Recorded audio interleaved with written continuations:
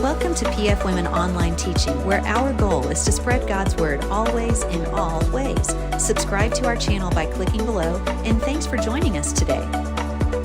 You know, I think we all fight that temptation, and often it wins, and that's to want to let everyone know we're okay, whether we are or not.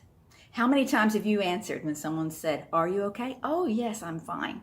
I think we don't want to admit it to them, and often we don't want to admit it to ourselves that things just aren't as they should be. And a lot of times things aren't really right up here.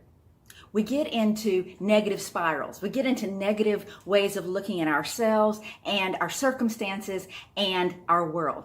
So what do we do with that? When things just don't seem to be going right in here and we know it, we need to shake things up. Hi, I'm Shellie Bowdin.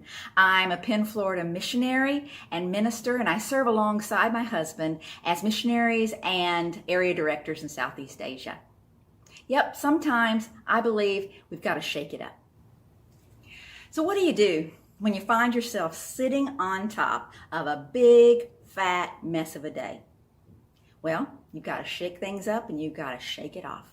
Now, for all of us, this might look different. Some of you might like to turn on a good song. Some of you might like to recall a verse in your mind. Some of you might like to take a walk. Some of you might like to just sit and be still.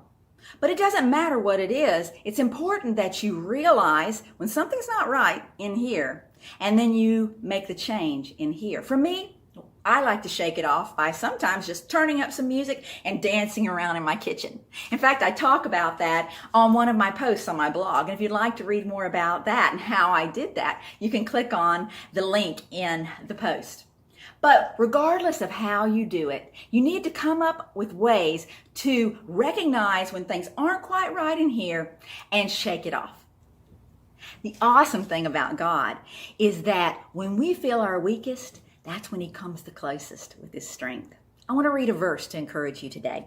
It's found in 2 Corinthians 12, verses 9 and 10.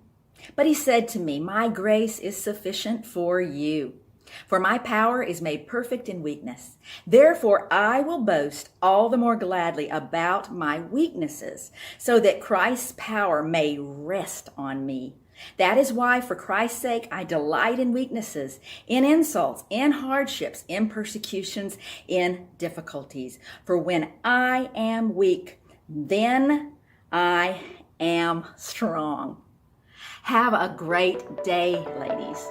Until next time, just reach for God, reach for his highest and his best.